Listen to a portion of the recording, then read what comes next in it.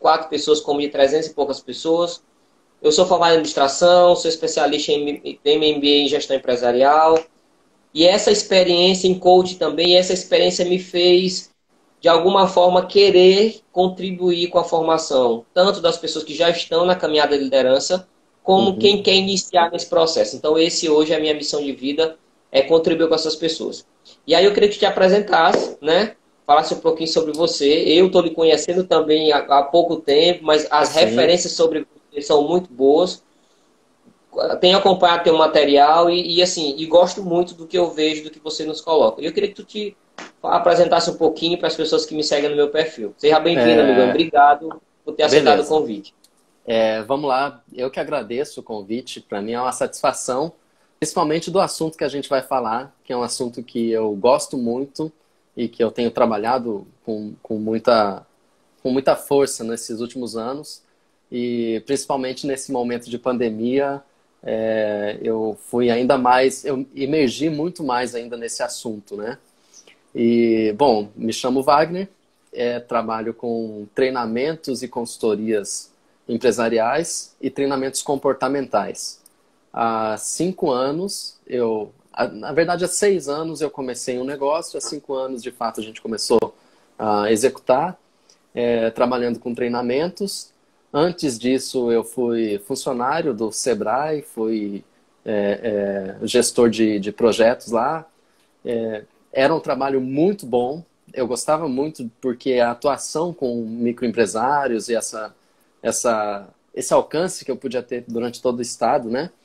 Mas chegou um momento que eu queria mesmo sair e fazer os meus trabalhos, as minhas maneiras e também algumas coisas que eu não me sentia feliz dentro do Sebrae, mas sentia que eu precisava buscar algo fora. Então foi aí que eu resolvi empreender. Então há 5 anos eu sou empreendedor, trabalho com esses treinamentos e me tornei facilitador do seminário Empretec, que eu não sei se você conhece, é um seminário comportamental. É um dos melhores, se não o melhor, a melhor metodologia comportamental para empreendedores do mundo. Foi concebida pela ONU, chegou no Brasil, o Sebrae abraçou, e pelo fato de eu ter trabalhado no Sebrae, ter tido reconhecimento do meu trabalho lá dentro, quando eu saí, a coordenação do Empretec me chamou de volta e falou assim: agora você pode ser facilitador. Passei por um processo todo para conseguir ser credenciado, né? Porque esse credenciamento tem chancela da ONU, mas depois de credenciado é uma satisfação muito grande, ainda maior agora, porque eu trabalho com empreendedores, trabalho comportamento. Muito do que a gente vai falar hoje é sobre como a mente funciona, como o nosso cérebro funciona, como que o nosso cérebro reage. E quando eu trabalho com empreendedores é tudo isso. Thalita tá aí, ó. Ela é uma empreteca e sabe muito bem quando a gente fala de comportamento e de reações, né? Como que o empreendedor tem que aprender, não só teoria. Quando a gente estuda, eu sempre digo assim, as pessoas perguntam: você é formado em quê? Porque parece que eu sou formado em administração, parece que eu sou formado em psicologia, às vezes parece que eu sou formado em várias coisas que não é a minha formação. Eu sou formado em história, né? Mas eu tenho me engajado muito nessa parte do empreendedorismo e eu sou fascinado por cérebro humano, por comportamento humano, por isso que eu trabalho essas coisas. Que massa. Linda história, viu, Wagner?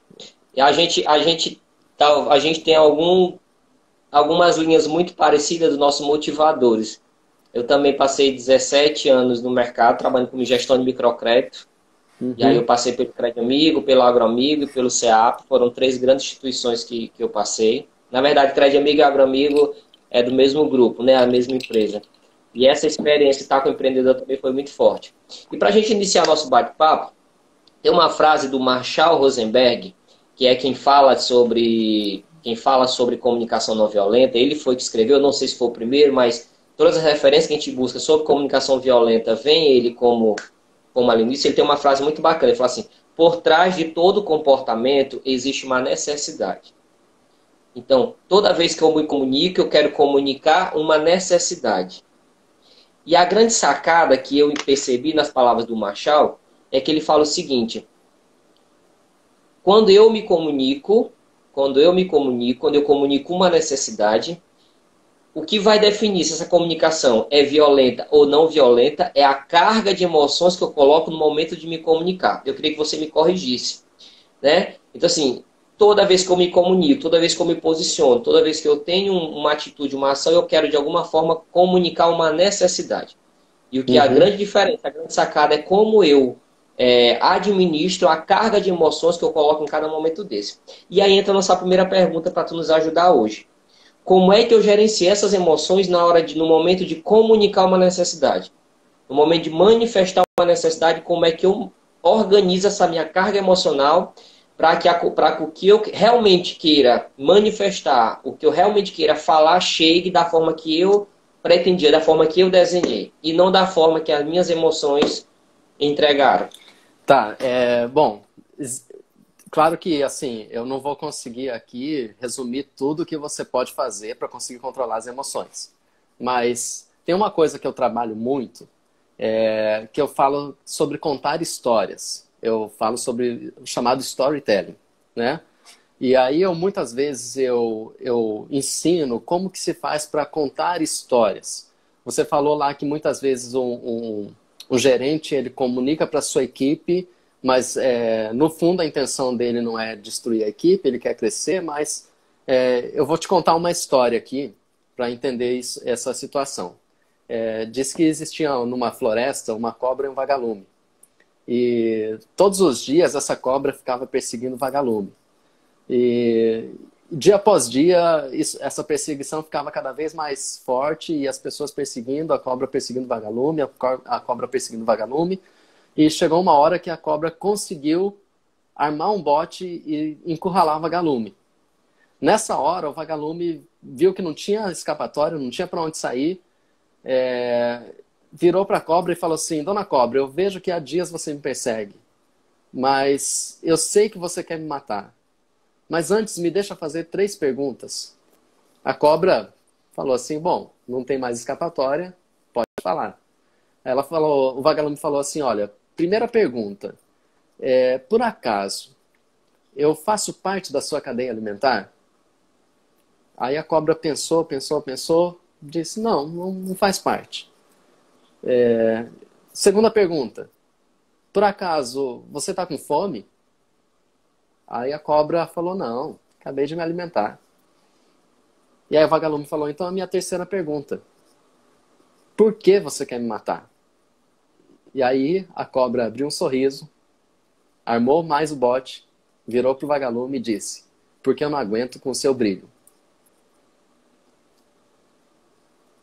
Aqui mostra que, na verdade, isso que você está falando, essa carga de emoções, muitas vezes tem algo na equipe que incomoda, que na verdade pode ser que a equipe até esteja indo bem, mas o brilho de um ou de outro pode incomodar ele. Mas aí, por que eu estou contando isso, falando dessa história? Essa história surgiu porque um empreendedor ele precisava desenvolver a equipe, precisava falar para a equipe para que parassem com essa luta de um com o outro. De dizer o seguinte: todo mundo tem que seguir um objetivo e não se destruir, se degladiar aqui dentro da empresa. Só que se esse gestor fosse conversar com a equipe e falasse dessa maneira, falasse assim: pessoal, olha só, a gente está com um problema grave aqui e vocês estão atrapalhando, cada um atrapalha o outro e aí atrapalha o crescimento da empresa. Se ele falasse isso ia gerar uma descarga de emoção, como você falou, uma descarga de emoção nas pessoas, ao ponto das pessoas falarem assim: tudo que ele falou está errado, ele não tem razão em nada do que ele falou, e elas não vão dar atenção e não vão conseguir fazer o que ele está querendo que elas façam.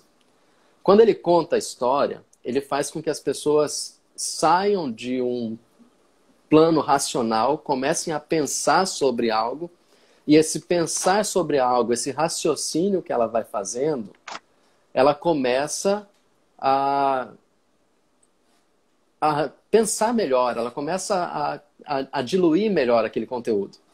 E isso porque aí existe uma explicação, que eu falei que eu gosto de estudar o cérebro e entender a nossa mente, né? Existem dois pontos do nosso cérebro. Um ponto se chama amígdala cerebral e outro ponto se chama córtex pré-frontal. A amígdala cerebral é muito menor do que o córtex pré-frontal, que fica nessa região aí da nossa testa, né? Na parte do cérebro. E a amígdala cerebral fica meio centralizado. Então, nós, enquanto seres humanos, temos esse dispositivo chamado amígdala cerebral, que ela é para reação. E ela é relacionada às emoções. Então, quando você está com raiva, ou você está quando está apaixonado, quando você está com qualquer tipo de emoção, a sua amígdala cerebral está funcionando. Então, se eu conseguisse filmar como se fosse aquelas lanternas que vão vendo o calor, e aí, já viu aquelas imagens de calor? Então, onde está vermelho tá muito quente, onde está verde já está menos quente, azul, né? Então, se eu conseguisse fazer esse mapa do nosso cérebro, em momentos de muitas emoções, a amígdala central ela estaria bem vermelha. Teria muita energia passando, que são as sinapses nervosas. E a parte do córtex pré-frontal não está funcionando, ela estaria mais azul, porque teria menos movimento. E esses estudos começaram a mostrar que quando essa parte do córtex, da amígdala cerebral está vermelha, o córtex pré-frontal está azul. Mas quando o córtex pré-frontal está azul, a amígdala cerebral, ou melhor, quando ele está vermelho, a amígdala cerebral está azul. Ou seja, um funciona, desliga o outro. Esse funciona, esse aqui desliga. É como se fosse essa relação do nosso cérebro. Quando eu estou contando a história e eu começo, olha, dentro de uma floresta existia uma cobra, um vagalume, eu estou levando a pessoa a raciocinar. E eu faço com que o córtex pré-frontal dela funcione. Nesse momento, eu estou desligando a amígdala cerebral dela. Quando eu faço isso, eu estou conseguindo diminuir as cargas de emoções. E quando eu conto história, a minha amígdala também para de funcionar, porque meu córtex tem que funcionar para eu conseguir contar a história. Quando eu faço isso, eu melhoro minha comunicação. Por quê? Porque eu estou diminuindo essa descarga de emoções e estou trabalhando de uma forma que eu consiga fazer e comunicar aquilo que eu estou falando. E quando usa história, é melhor ainda. Por quê? Porque a história, ela envolve, a história, ela calma, a história, ela leva uma reflexão, a história não aponta. Então, faz com que essas emoções sejam menos liberadas e, principalmente, dentro do mundo corporativo, as principais emoções são aquelas de raiva, de ansiedade. Vou cobrar meta. Dispara a ansiedade nas pessoas. E aí, piora a comunicação. E aí se torna uma comunicação violenta. Nesse processo, Wagner, qual a importância da empatia? Então, por exemplo, quando eu... Não é que eu me coloque no lugar do outro, mas que eu perceba o outro, né?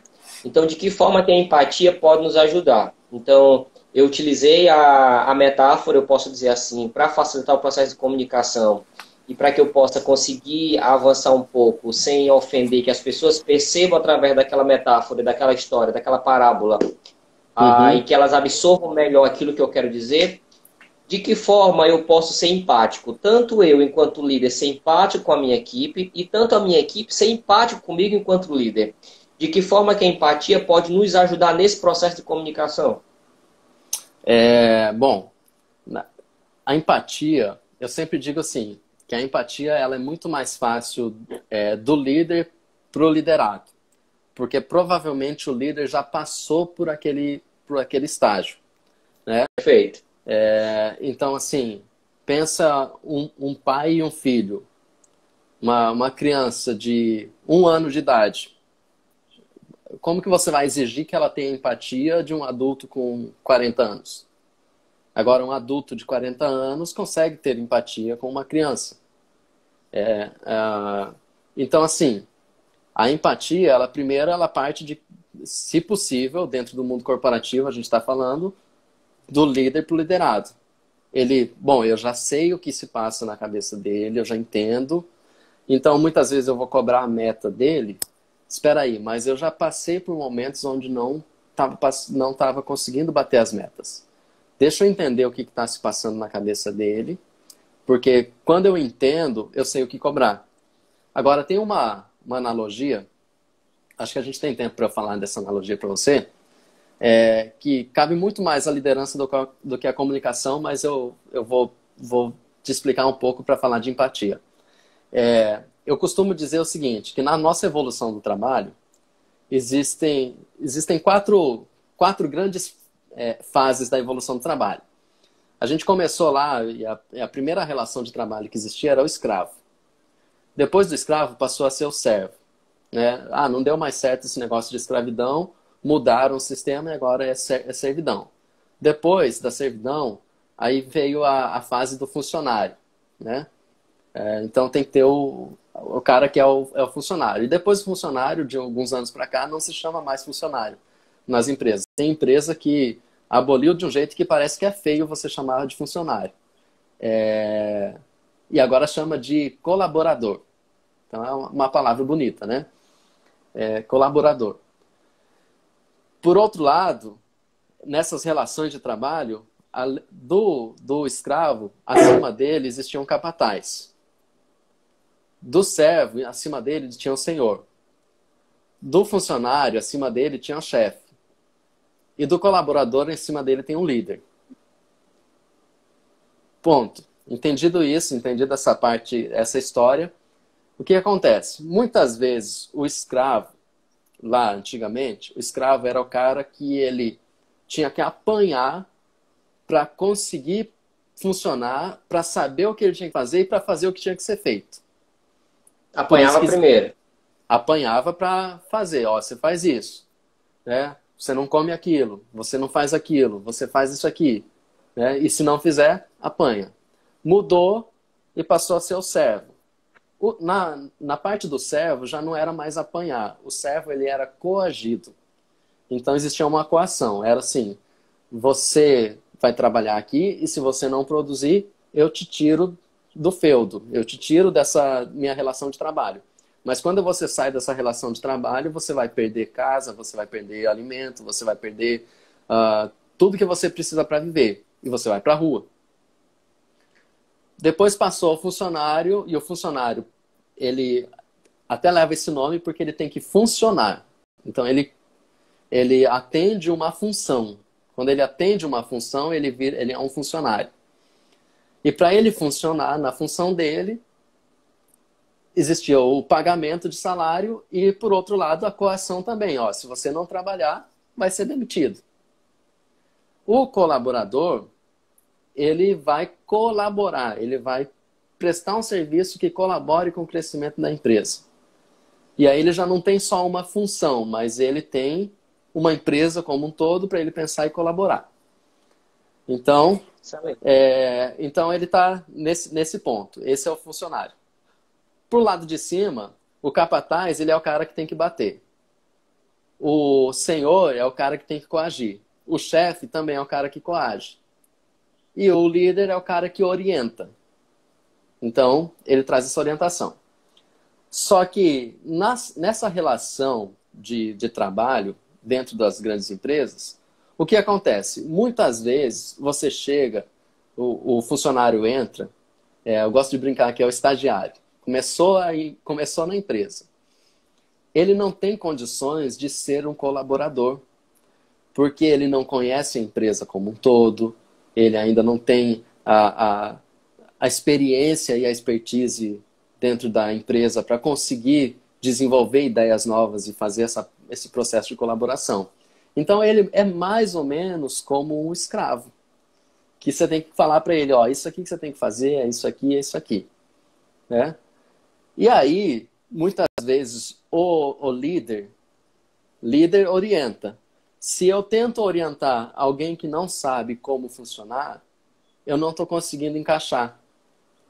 Então, a mesma relação é com a criança que eu falei. Criança, está começando, está aprendendo, ela vai colocar a mão lá na tomada, você vai dizer para ela, não coloca a mão. Ela vai de novo, você fala assim, não pode. Mas ela vai mais uma vez, você tem que ir lá e bater nela. Falar assim, ei, porque essa palmada que eu dou nela é melhor do que o choque que ela vai tomar. É menos agressivo. Então é melhor eu fazer isso, né? Dentro da empresa... Oi. O Ken Blanchard fala sobre a liderança situacional. É mais ou menos isso que você está trazendo, né? Então, de acordo com o nível de maturidade, o nível de prontidão, é o que vai definir qual o comportamento que o líder deve ter em relação a essa pessoa, né? E aí ele consegue ser empático, porque se ele percebe, espera aí, ele nessa hora eu preciso dar uma dura. Mas deixa eu ver como é que eu faço para dar uma dura nele, que é essa relação que eu falei da criança, para que a palmada não seja pior do que o choque. Porque aí se você bater com muita força, seria melhor que a criança tivesse tomado choque. Então assim, espera aí, deixa eu entender como é que ele está pensando, deixa eu entender como é que foi, porque eu já estive ali. Agora, por outro lado, quando a gente fala de empatia é uma relação de via dupla. Então, não posso exigir só do líder que ele seja empático. Eu devo exigir... Empático, desculpa. Eu tenho que exigir do colaborador, funcionário, servo, escravo, o que quer que ele seja, mas eu tenho que exigir que ele também tenha empatia. Por exemplo, me cobrou meta. Espera aí, ele também precisa estar sendo cobrado por isso. Eu, enquanto empresa...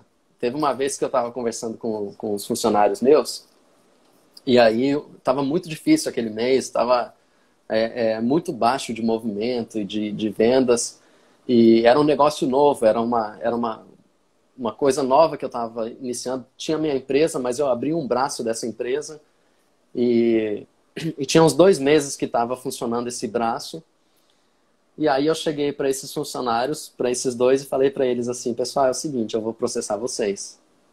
Vocês já viram na história, eu falei, vocês já viram na história um patrão processar um funcionário? Porque na lei trabalhista a gente vê muito funcionário processando patrão, mas um patrão processar um funcionário? Aí eles falaram assim, como é que é isso, Wagner? Eu falei assim, olha, porque lá na hora da entrevista vocês me disseram que iam produzir. Lá na hora da entrevista, vocês disseram que iam fazer as coisas. Lá na hora da entrevista, vocês me enganaram. Então, essa enganação agora, eu vou processar vocês. Claro que foi... eu descontraí com eles, mas olha só, eu fiz uma cobrança deles. Eu falei, vocês têm que me dar resultado. Mas eu fiz uma brincadeira com eles e trouxe eles e falei assim, pessoal, eu preciso desses resultados. Vocês estão vendo que a empresa precisa ter esses resultados. Senão eu não pago o aluguel, não pago o teu salário, não pago as coisas e não tenho lucro. E se eu não tiver lucro, eu vou fechar isso aqui. Porque eu preciso ter lucro.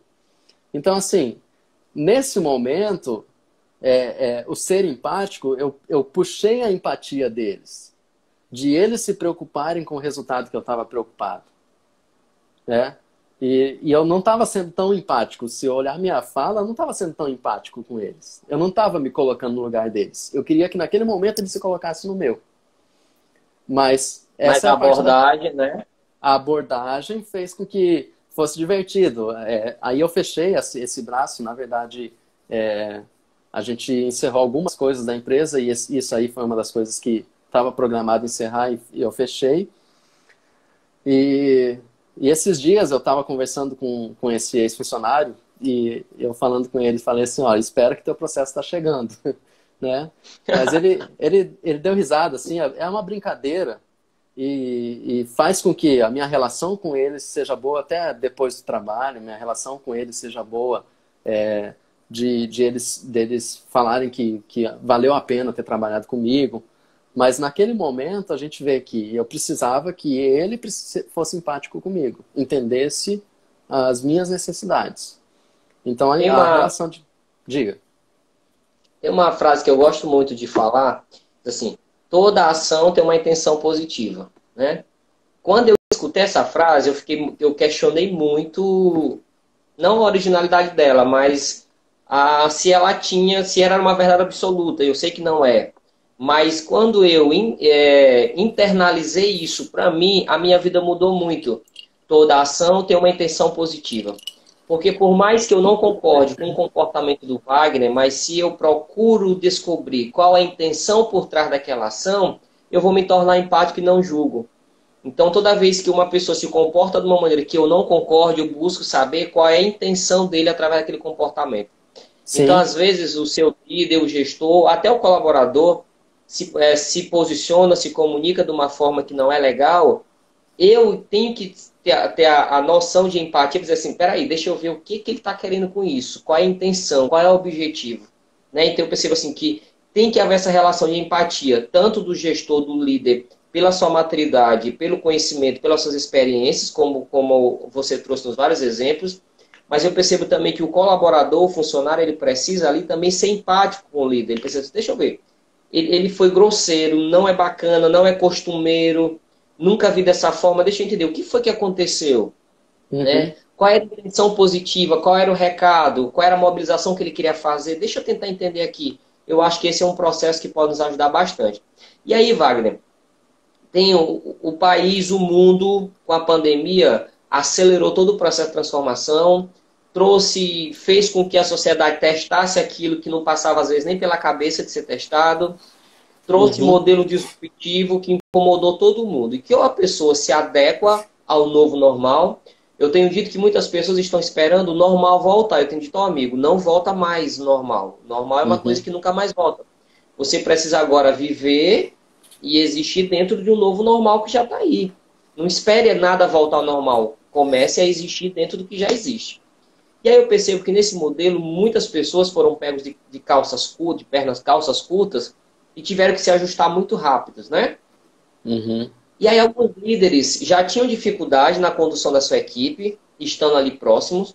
E eu imagino agora, com essa distância, muitas pessoas em home office, é claro que muitas estão voltando, mas muitas estão em home office ainda.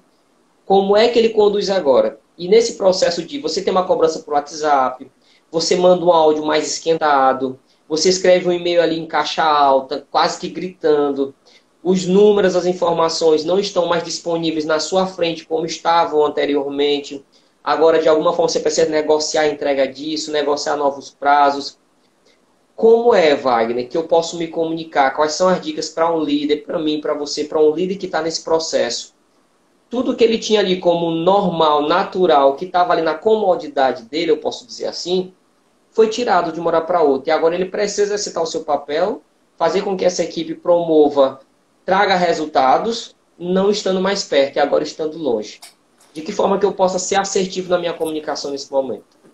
Primeira coisa, você tem que ter consciência de que a, a- mudou, a comunicação ela é diferente e a gente perdeu muito do poder da comunicação. Então, sempre o presencial ele vai ser melhor do que o digital. Não adianta eu dizer que eu vou mandar um áudio e vai resolver como se fosse numa conversa pessoalmente. Não vai. Mas agora eu preciso, então, entender que se eu tenho isso, eu tenho que trabalhar com esse. Se eu tenho um obstáculo, eu tenho que trabalhar para superar esse obstáculo. Como é que eu vou fazer? O processo de relacionamento, vamos pensar um pouco mais agora, voltando um pouco mais no processo de funcionamento do nosso cérebro, tá? A gente tem uma tendência a ficar confortável com aquilo que é habitual. Então, se você se você está falando, por exemplo, a gente está falando aqui sobre gestão. Beleza.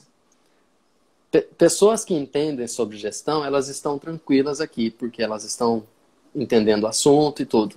Se eu pegar alguém, sei lá, da área da pedagogia, e ele não estuda gestão, não estuda isso, e para ele é um assunto difícil, esse assunto fica carregado, fica pesado. E aí eu preciso, então, conversar com esse pedagogo na linguagem dele, para que ele entenda a gestão. Assim, o contrário. Se ele estivesse falando de pedagogia, esses dias eu vi uma live de uma amiga minha que é pedagoga, e eu entrei e depois eu falei para ela assim, olha, eu entendi pouco do que vocês falaram, mas eu gostei do jeito que você falou. Então, eu não sei o que você estava falando direito, porque não faz parte do meu domínio. Por que eu estou dando essa explicação? Porque na hora de conversar com o funcionário e na hora de fazer uma cobrança, eu tenho que transformar aquele assunto num ambiente habitual, num ambiente que ele esteja acostumado. Então, se eu percebo que para ele, quando eu mando uma planilha, para ele é difícil, mas quando eu falo de um cliente e pergunto para ele como é que funciona para ele atender esse cliente e ele consegue responder, eu falo assim, ó, espera aí. Na hora que é planilha, ele trava, na hora que é para falar de pessoas, ele funciona. Então, tem até um estudo do Harvard Business School que fala sobre 8 perfis de pensamento. Ele mostra que tem pessoas que são mais tendenciosas a relacionamento, que é o coach, né? É o cara que quer mais relacionamento. Tem pessoas que elas são mais racionalistas e a questão delas é um número. Então, elas têm que ter um padrão, têm que seguir uma ordem. Na hora de eu fazer a cobrança, eu tenho que saber como é que é o pensamento dessa pessoa. Porque quando eu sei... comportamental, né? Na verdade, é o perfil de pensamento dela, que reflete no comportamento. Mas como que ela pensa? E aí, eu estou até desprevenido aqui, não tenho material para mostrar aqui sobre esses 8 perfis, mas de alguma maneira, se o pessoal quiser, pode me adicionar, me chamar e eu mando esses 8 perfis do pensamento. Mas ele mostra, assim, como que cada pessoa pensa. Existem, no mínimo, esses 8 perfis de pensamento e dessa maneira eu consigo me comunicar. Então, se eu vou cobrar meta e a pessoa é mais relacionada a pessoas, eu preciso conversar com ela e para que ela entenda aquele número que eu estou cobrando dela como pessoas e não como um número. Se o pensamento dele é voltado a números, aí sim, eu vou falar com ele de números. Por quê? E eu não vou perguntar de pessoas. Então, eu vou falar para ele, assim, ó, tá aqui, me explica essa planilha.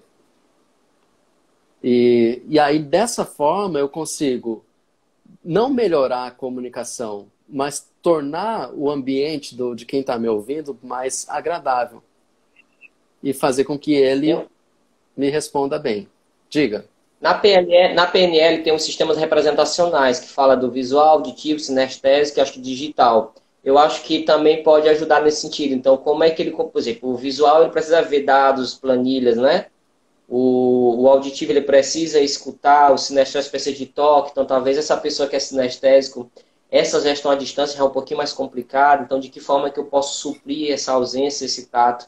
Eu acho que se encaixa bem aí. Talvez não é o do Harvard, mas pode ser que ajude nesse mas eu posso falar para o sinestésico o seguinte, meu amigo, preciso conversar com você, mas eu preciso que você sente numa cadeira bem confortável aí para a gente conversar, antes de eu começar meu assunto contigo.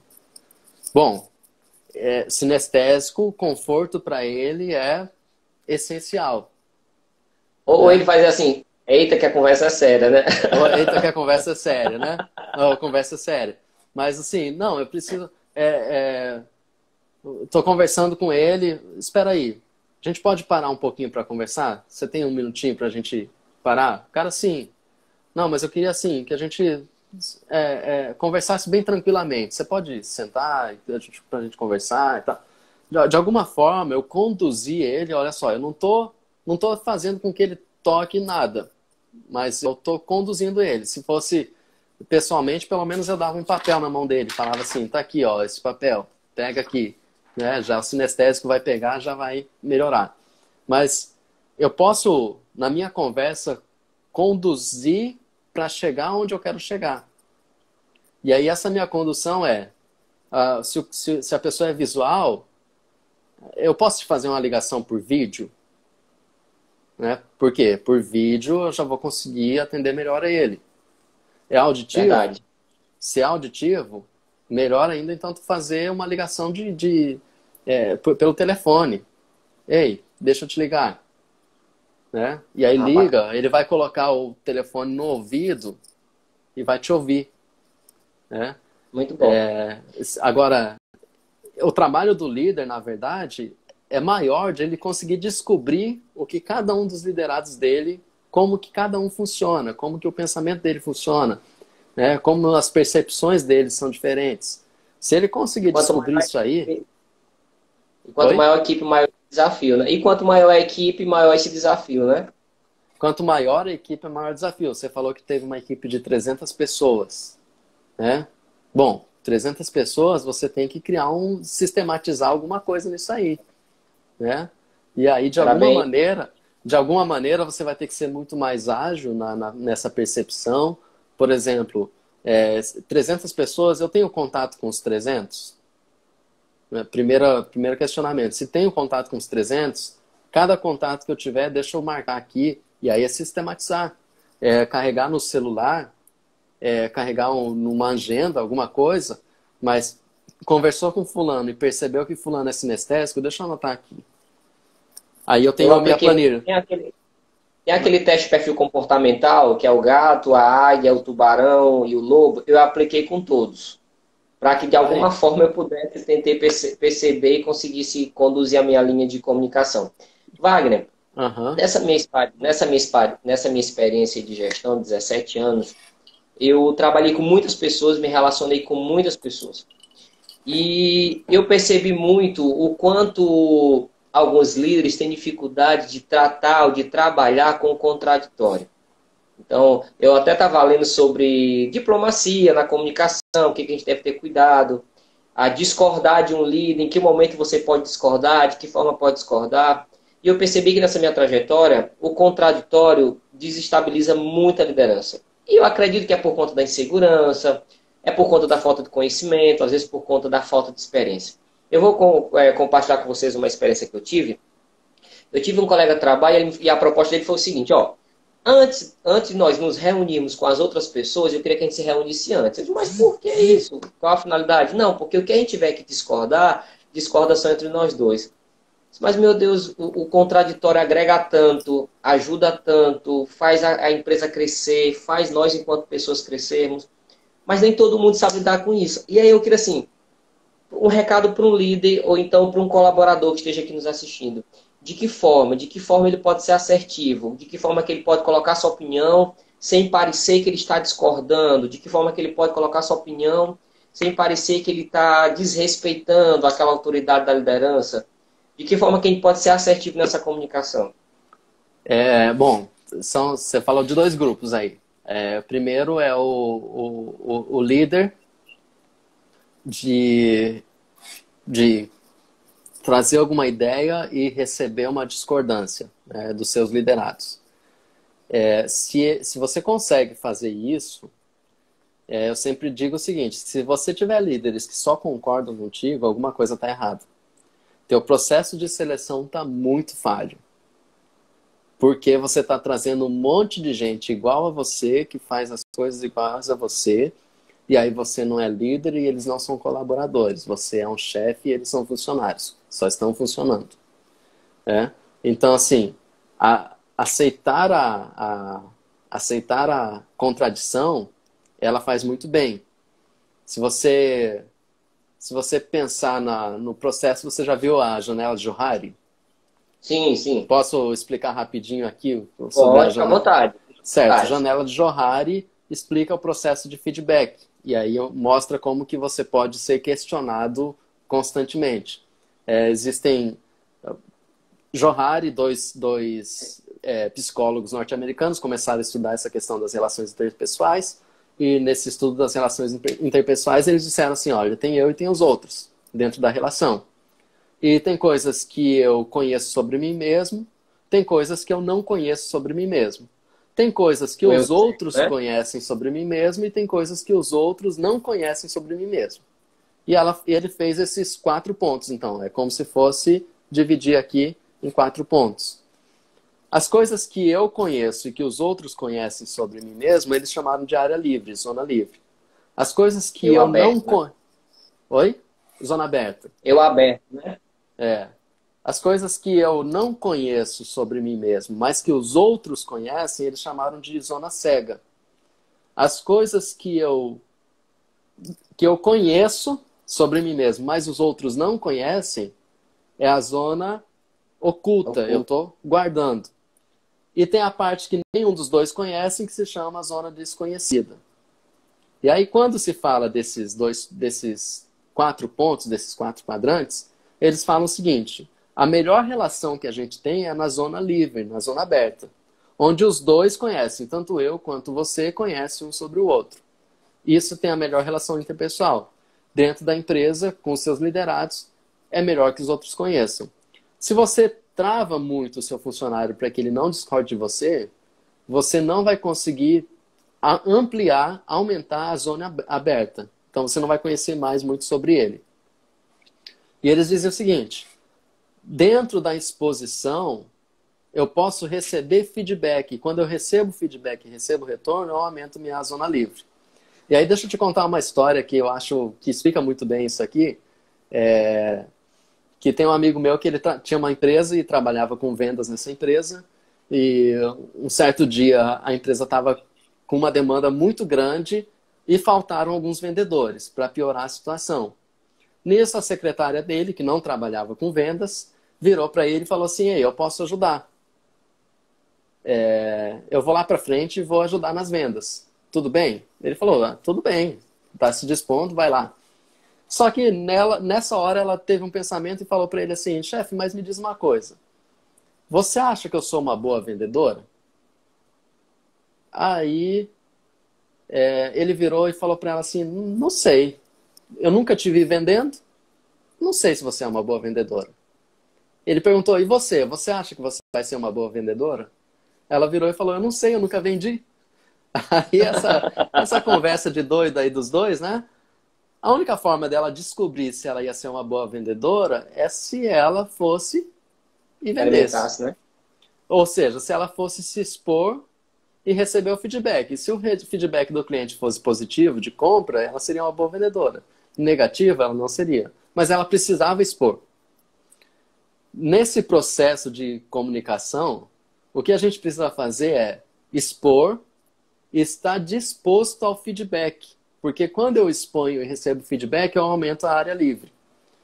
E nesse momento, se eu exponho, eu como líder exponho, e recebo um feedback que me contraria, eu preciso, claro, ter consciência do meu processo de gestão, das minhas metas e de tudo mais, mas receber esse feedback, e se naquele momento eu não puder, por exemplo, mudar toda a estratégia para atender aquele funcionário, não vou fazer isso. Mas, obrigado, que bom que você falou, vou anotar aqui, a gente pode, num outro momento, conversar melhor sobre isso, mas posso continuar? Pronto, passou, recebeu o feedback, continuou.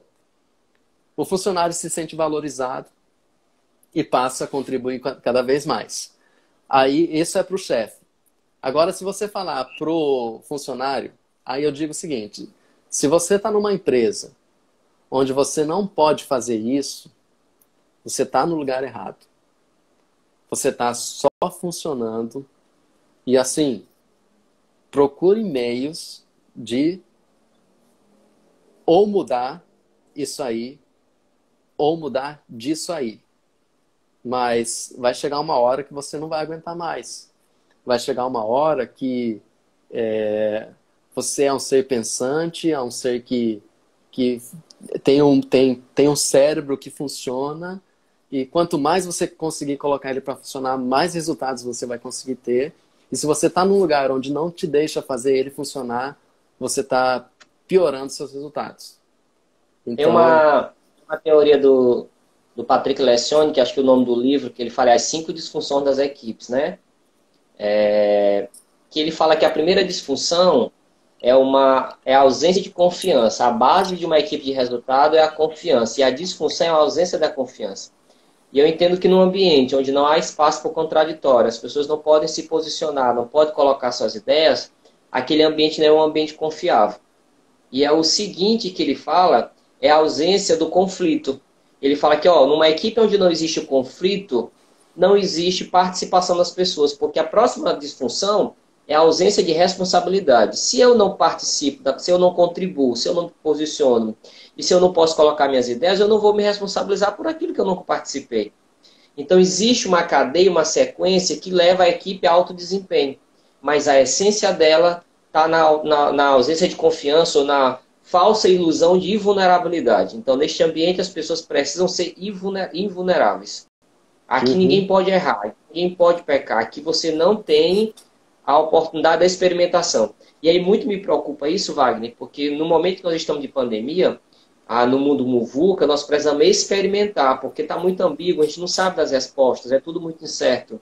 Então, como diz o homem lá da OMS, eu preciso testar para saber o que vai dar certo. Agora, imagina um ambiente onde os colaboradores não podem testar, porque não pode errar, não pode experimentar. Eu imagino como é que uma empresa dessa vai crescer e vai se sobressair se ela não vai partir para a inovação. E toda inovação parte pelo processo do erro. Sim. Parte do processo da experimentação. E você pode testar em ambiente controlado também, né? Então, assim, o teste não precisa ser no campo de guerra. Né? Você não põe o soldado para testar lá na guerra. Você treina antes, monta um ambiente controlado. Então, enquanto funcionário, você pode propor isso. Espera aí, posso testar aqui?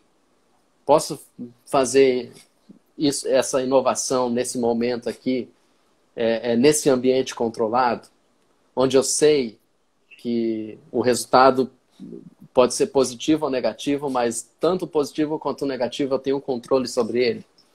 Né? Muito bom. Porque também fazer teste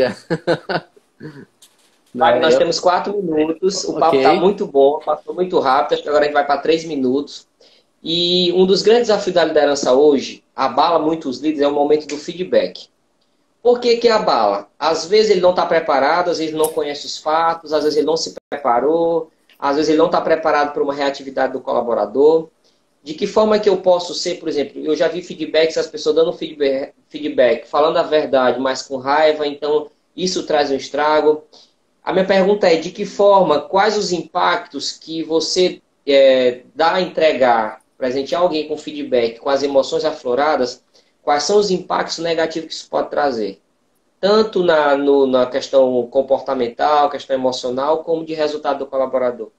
O que a carga de emoções dentro do feedback pode produzir? É assim, aquilo que eu falei para você no começo, essa relação do nosso cérebro entre amígdala cerebral e córtex pré-frontal. Se você está dando feedback com carga de emoção, você está deixando a tua amígdala cerebral funcionar, não é ela responsável por fazer pensamento, não é ela responsável por elaborar o pensamento, responsável por elaborar o pensamento é o seu córtex pré-frontal. Então, se você deixa ela funcionar demais, você não consegue nem elaborar as frases que você tá falando. Pode perceber. E qual Desculpa te incomodar. E qual é a dica, assim? Eu vou me fazer um feedback, eu tô com a cabeça meio pegando fogo, tô doido para pegar o cara ali por alguma coisa, algum comportamento que ele fez. O que é que eu preciso fazer antes, para não colocar tudo a perder?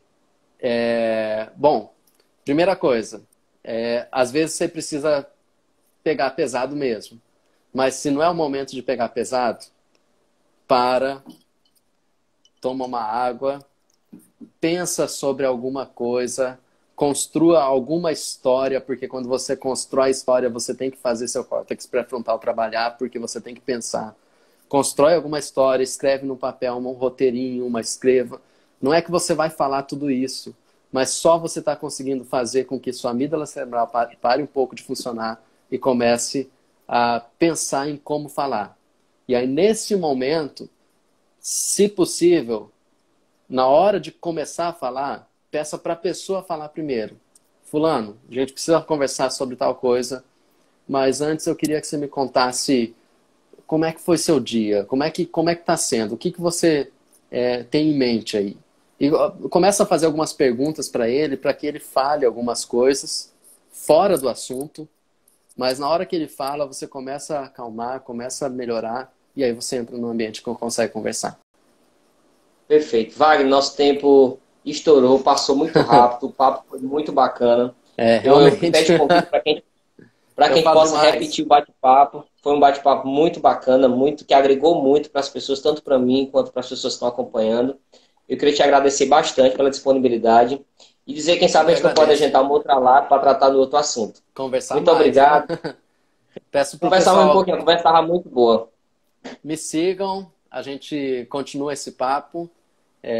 Qualquer dúvida pode me chamar, eu respondo no direct e a gente pode continuar conversando. Não sei como é que tá o tempo aí.